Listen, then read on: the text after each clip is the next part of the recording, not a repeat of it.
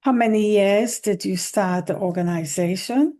This has been a journey within myself since about 2017, as far as what it is that I'm doing now. It's gone back since COVID, but the organization is pretty fairly new. I was doing it under Next Level, and now I've branched off into holistic solutions and into a studio that is all like-minded women that were on the same path. So this is fairly new. I came into this office in September. So this has just been a very long journey of learning and healing within myself. So this is a fairly new organization. Okay, and do you have a lot of employees? I do not have any employees. This is my own journey as of right now. I have partners. Oh, We're a team, yeah. So I don't.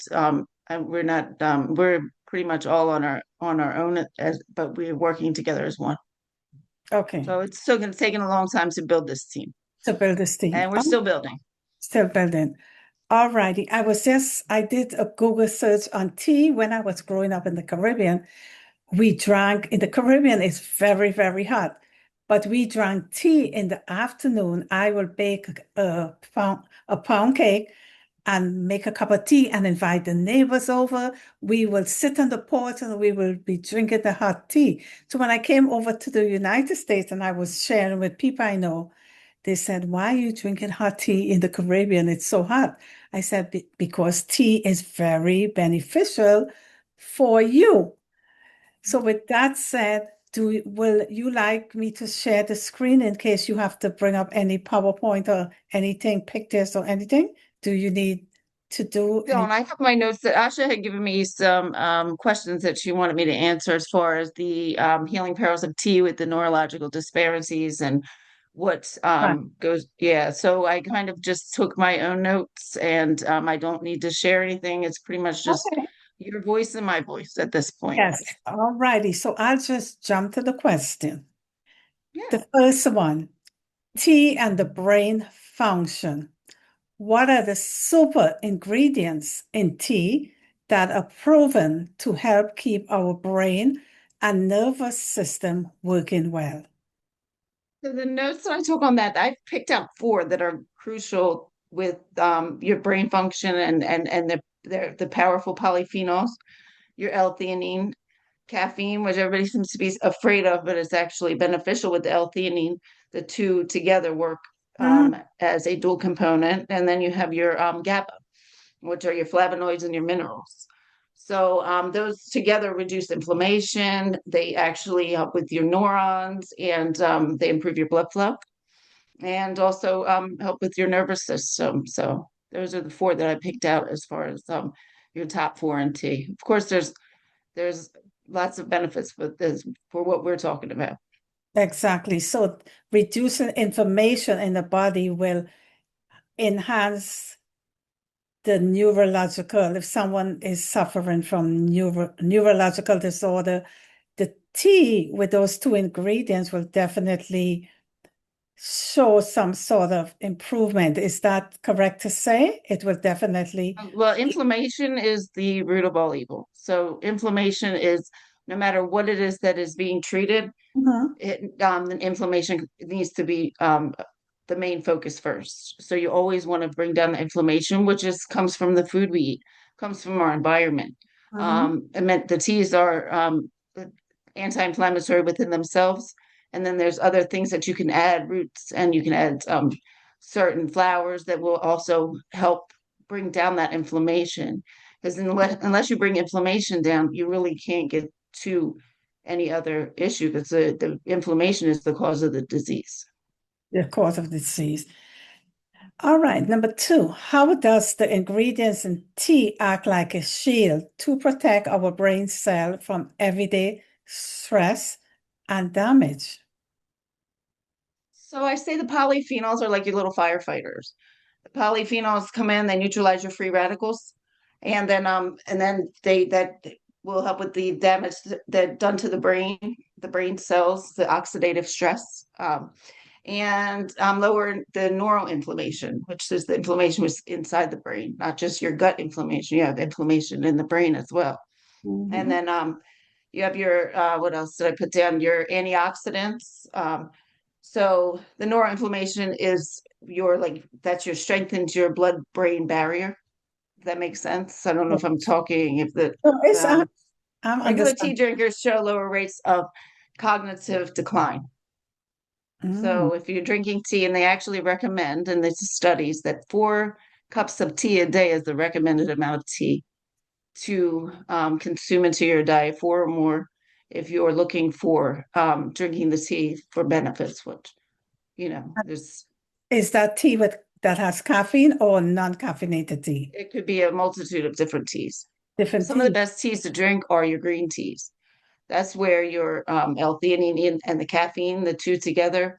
So your Mhm. matcha and your sencha-based green teas are some of the best teas that you could put into your system for what it is that you're looking for in all different facets.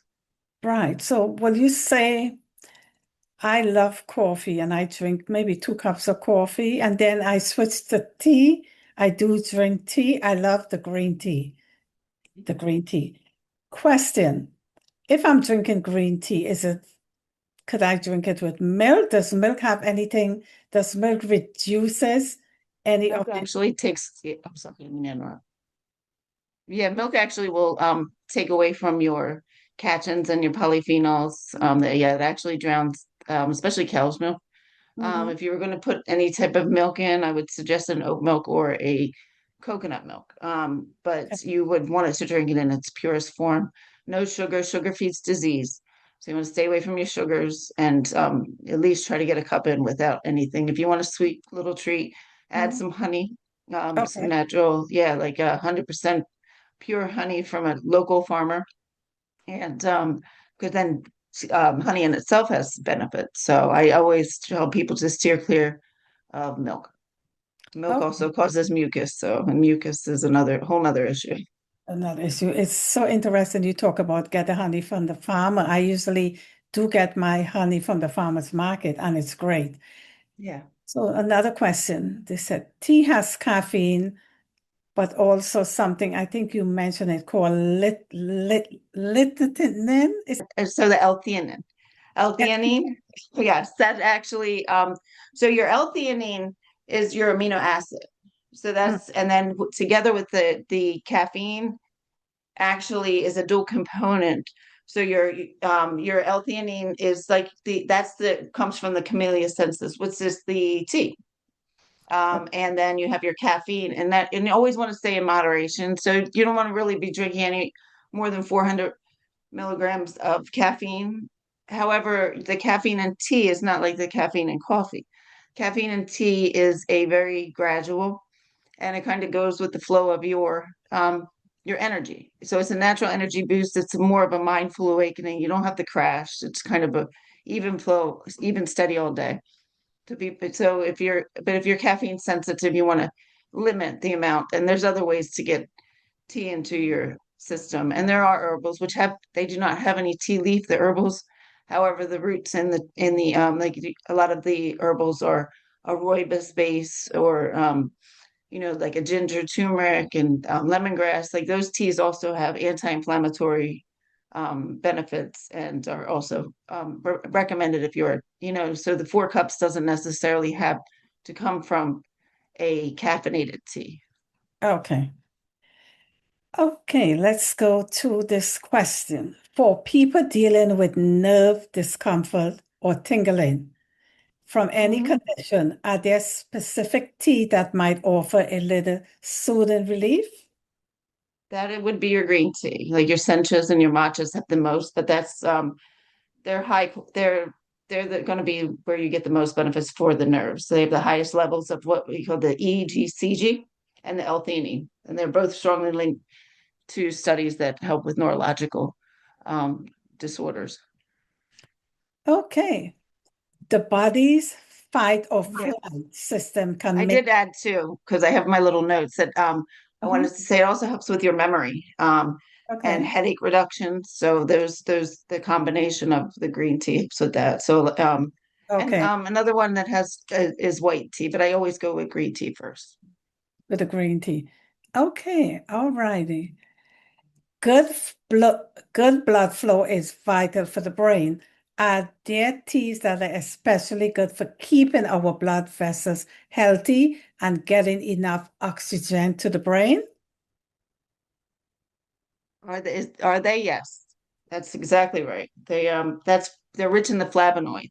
So so that is definitely a yes. Green tea and black tea both improve the function and the Mhm. arterial flexibility.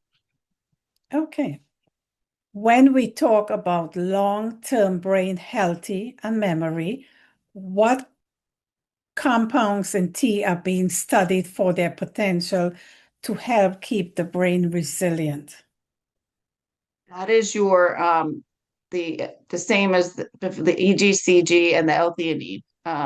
Even caffeine, actually. Like I said, the dual component between the two. So it's just the components within the tea that actually help with the memory. And then if you add things, like I have a special blend where I've added lion's mane to green tea. I actually have it for Miss Asha for her act of random kindness. I was playing with different ingredients that would help, they are a power pack, and the lion's mane actually helps regrow the brain stem, the neurons, and helps them fire.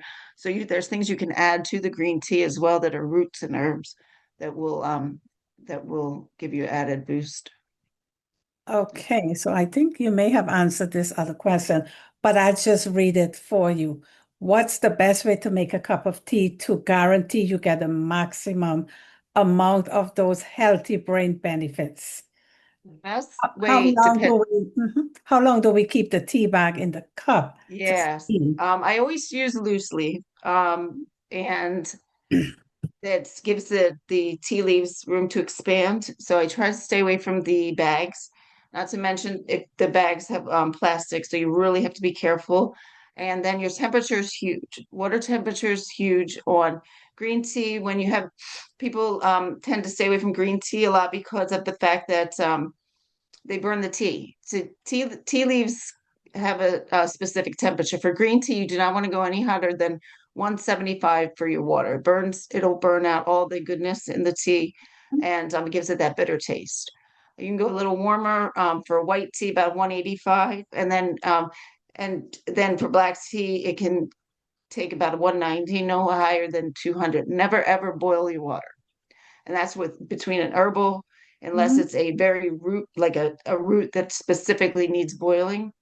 You want to steer clear of boiled water. So, and nothing hotter than 200 for herbals.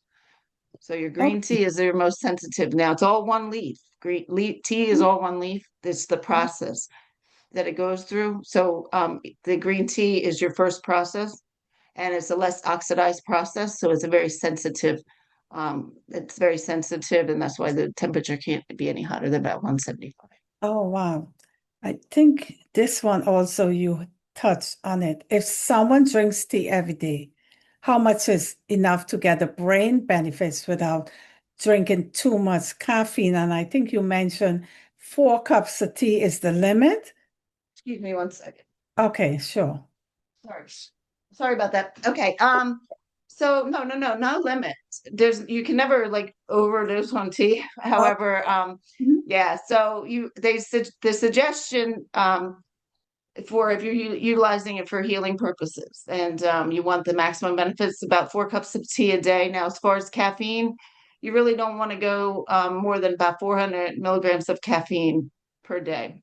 A day. Um, Now, how you get that is if you want to do 4 cups of caffeinated coffee, tea, that is fine. It's just you don't want to go any higher than that. But um, about 4 cups is like minimum, and Minimum. not a maximum. There is no maximum. I drink tea all day long, so I don't know if I'm Wow. overdosing on tea. But Okay, so what are some easy, affordable ways to flavor herbal teas, like using spices or fruit for someone who is on a tight budget?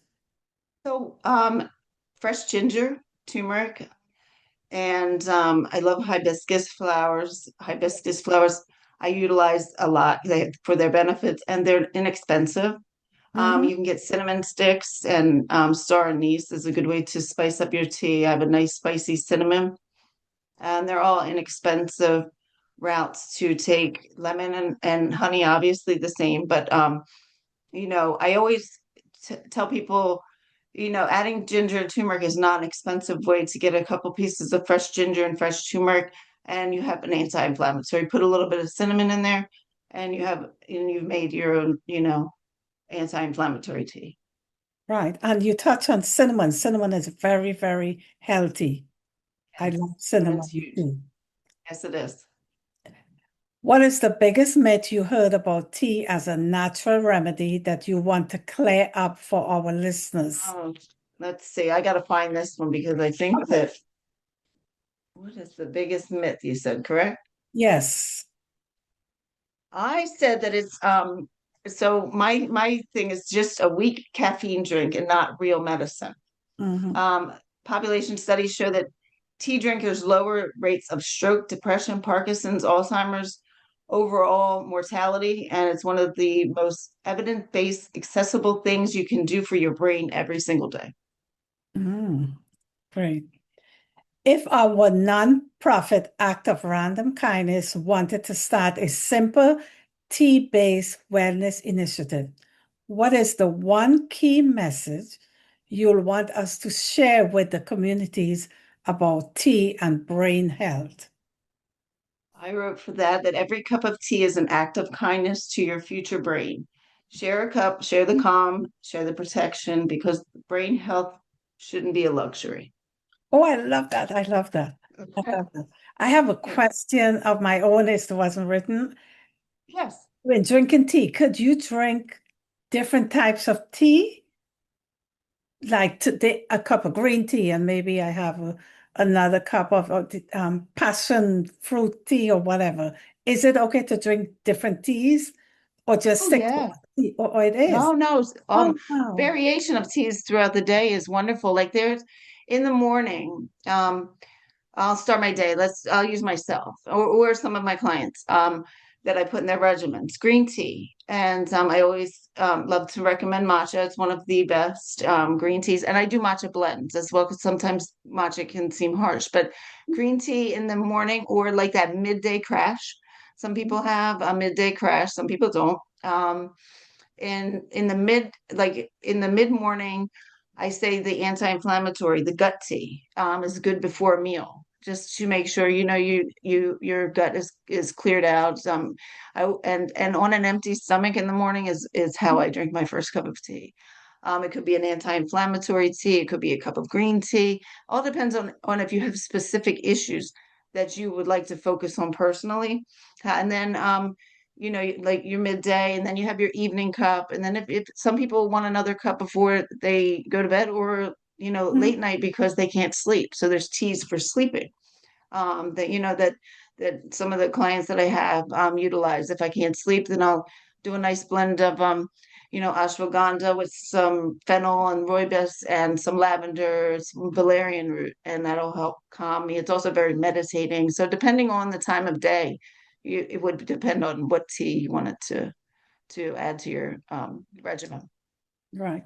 I know some people who drink a cup of hot water in the morning. Does that help with your stomach? Yes, it It is. does.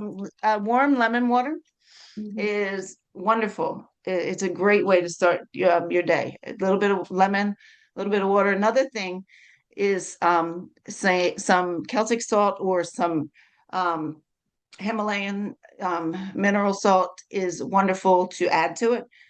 It actually oxidizes your blood. It opens up your blood vessels. It's great for hydration. It's a good way to start your day on an empty stomach. I tell people this way: our cells have a certain amount of salt in them, and the first Mhm. thing they do for us when we go into the hospital is what they pump. If you're ill, they put an IV and pump you with saline, which is nothing but salt water. So we Wow. need a good salt. And there's a misconception now. The table salt, the iodized salt, of course, is not good. But when you are putting the right type of salt and you have a nice warm cup of water in the morning, a little bit of lemon, a little bit of salt, it's great to keep your blood flowing properly, oxidizes your blood, keeps you hydrated, and helps with the inflammation in your gut health. Oh, great. I have a question. There's someone I know, she suffers with high cholesterol. She goes to the Korean market and buys the tea. It's cholesterol tea. Is that healthy? Is that a true thing? The cholesterol tea? Does it work?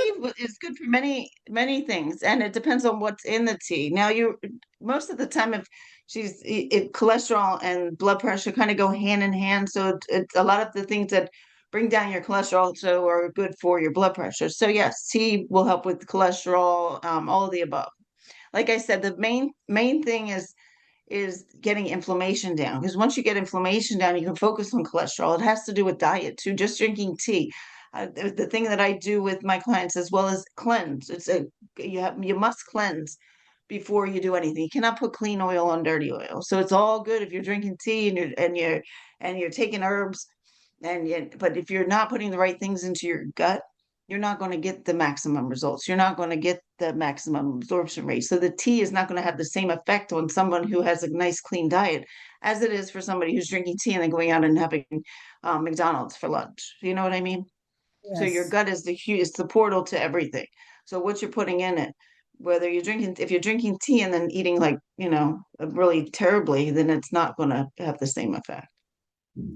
I gained a lot of knowledge this evening. I guess I have to go back on my regimen and start drinking more tea and put down maybe I'll have a cup of coffee in the morning when I'm teaching, and then the rest of the day I'll participate in my tea because I do love tea. I truly appreciate taking your time to share this information with us, and I really enjoy it. And I hope you had a great time. Thank you very Wonderful. much and have a Thank you for your great. time. Yes, you're welcome. Bye bye.